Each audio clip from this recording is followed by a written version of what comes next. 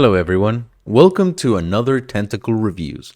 Today, we are going to talk about one of the most giga, alpha, omega, super saiyan, hairy chest, silverback male that exist of the things in anime right now, and that is the quintessential quintuplets movie. Yes, only a true alpha giga chad would walk into the movie theater proud, chin up, with that chiseled chin, to watch this movie. And yeah, actually, like 99.9% of the audience was male, actually. But the quintessential quintuplets movie, it's the culmination, the wrap up, the ending of the series of the quintessential quintuplets. It's not like in Demon Slayer or Jujutsu Kaisen that are like their own stories, and you get to see.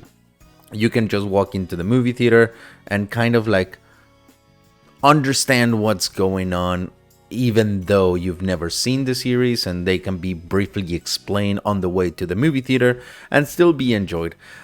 This is not the case. This is the actual like wrap up of the storyline, and this is how it ends with a movie.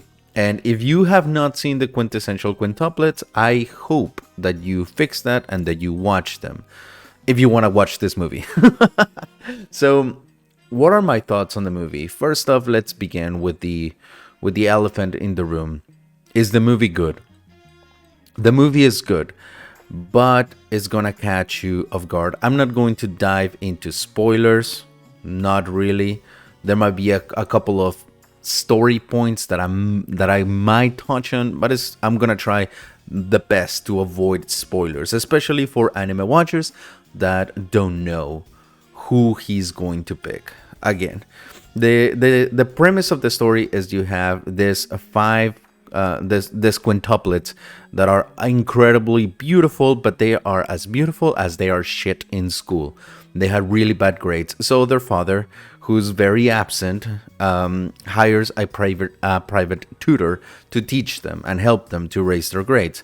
Now, the tutor happens to be a classmate of theirs, and shenanigans ensue because the five of them fall in love, realistically, obviously, with this guy, and he humanly, understandably so, falls in love with kind of all of them and none of them at the same time.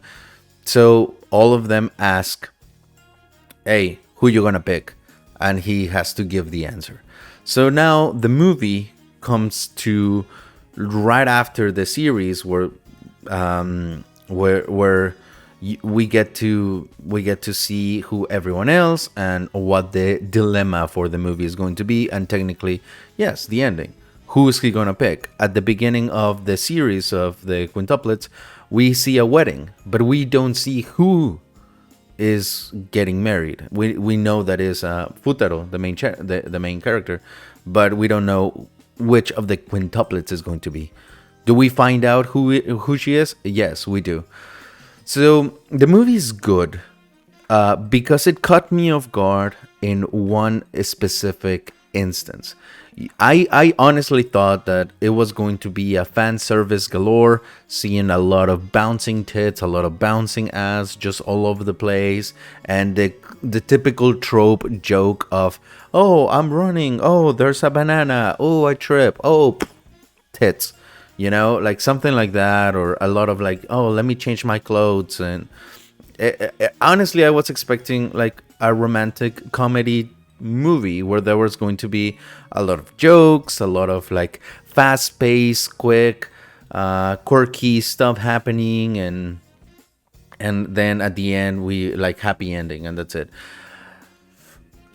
Holy shit, was I way more wrong than ever. Like I've made a lot of mistakes in my life. One of them was being born, but this one was definitely one of them. Like, oh my god, I was wrong about the movie, because honestly, it's more like a character piece. So you get to see in this movie, kind of depending on which waifu you want, you get to see them shine equally.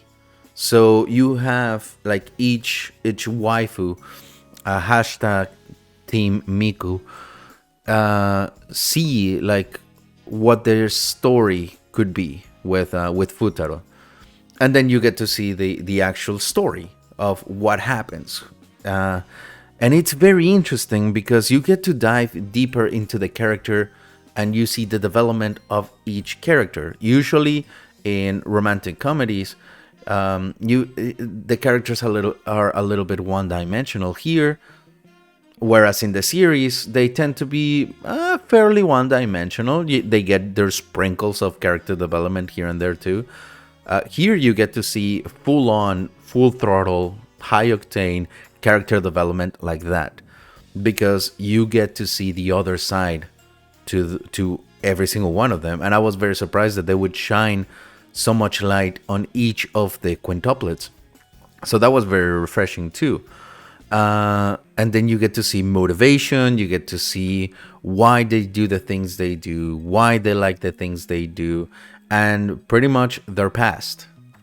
You dive into their past, into father, family, yada yada yada yada, and that was very interesting. Most of the time in the movie theater, everyone was silent. And I'm not saying that in a bad way. I'm saying that because everyone was just like absorbing the information from all these characters. It wasn't a comedy. It wasn't as bright and quirky as in the series. This was a more serious piece where you get to understand the characters in a way deeper way, which I honestly appreciate. But definitely, this is not a movie that you can just watch if you saw the series like 25 years ago and you barely remember the premise. Like, definitely not. There's a lot of flashbacks and a lot of like little things that if you don't have the series fresh in your memory, you will miss, because there's a lot of little nuggets that they do character wise that honestly you get to appreciate a lot.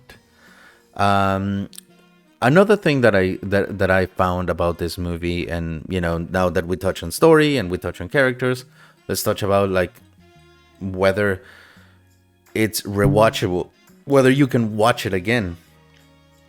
And honestly, this is one of those that if you're a fan of the series, you might be watching like forever. This movie is definitely made for the fans of the series. Movies can be made for people in general, and they can be made for their fans. This is definitely made for the fans. They clearly did not give a shit about the audience that has not watched the series, because this is solely and utterly made for the fans of the series. And it was well done. Now, the only thing that honestly kind of was deteriorating at the end is how they had like a Lord of the Rings endings. Like they had like 20 different endings, or at least you think that the movie is about to end and it doesn't. And then you are like, okay, so it's about to end, and it doesn't, and it just goes on for another like 45 hours of just endings. And you can be like, if you're not prepared for it, you might be like, okay, let me sit back up, let me put the stuff. Oh, okay, I guess we're not. Okay, this must be the one. Let me put my soda. Oh, okay, I guess we're not. So that was one thing that definitely caught me off guard. I think the pacing on the movie towards the end is not super great, because they do the climactic movie to let you know like this is the end, like get ready to sit up and get the hell out. But no, it's not. Now, does it end well? For me, without giving too much spoilers, it ends very well. Actually, it's a very good ending, and I think it's a very good ending for the series. And overall, like objectively speaking, it's a good ending. But very minute spoiler. And if you paid attention to this video, you'll know why it's a spoiler. But he doesn't end up with the waifu I wanted. So that's it. But objectively speaking, he ends up with the best out of the bunch. So that was good to see. So, anyways, plugging this thing into the tentacle rating, it's gonna be difficult because it's kind of giving it two types of ratings. One is judging it as a movie on its own, and then as a movie made for the fans of the series. Is it a good sequel? So the rating that I'm going to give it is going to be solely based if you are a fan of the series, because this movie was clearly made for that. So if you're not a fan of the series and you're like, oh, I'm just gonna watch this because every movie should be just like good standing on its own, clearly this movie is made for those that have watched and liked the series. So on that note, this movie gets from me a 7.9 suction cups out of 10. Why not 8? It's honestly because of the pacing. There was a couple of things that could have been tightened up, but honestly, like, it's very borderline an 8 because it's good. At the end of the day, it's good. It is good. I like how it ends. I like everything that the movie did to surprise me. But there are definitely a couple of moments that could have been tightened up. I think the movie could have used a little bit more of its charm from the series. I think they went a little too deep on the character study, and they forgot to put in those sprinkles of joy that the series does have. So with that said, that is the review for the Quintessential Quintuplets movies. So if you're an Alpha Giga Super Saiyan chat like myself, have you watched it? Have you not? If you haven't, then what the fuck are you doing? And if you haven't watched it because you haven't watched the series, then go and watch the fucking series. It's actually pretty good. So with that said, thank you so much for watching. Let me know what other things you want me to review, what other things you want me to see, and talk about in the comments down below. And yeah, that's about it. See ya.